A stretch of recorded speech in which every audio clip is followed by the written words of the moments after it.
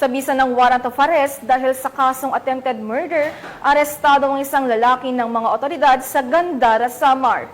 Patrolwoman Maria Elena Singian sa report.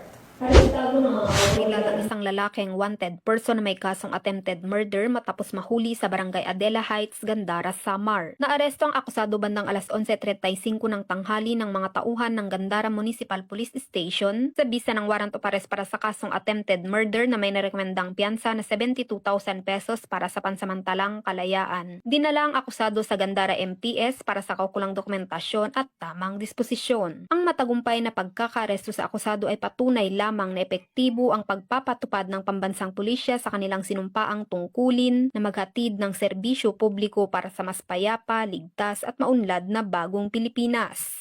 Mula dito sa Eastern Visayas, ako ang inyong PNN correspondent, Patrolwoman Maria Elena Singian. Alagad ng batas, tagataguyod ng balitang pulis.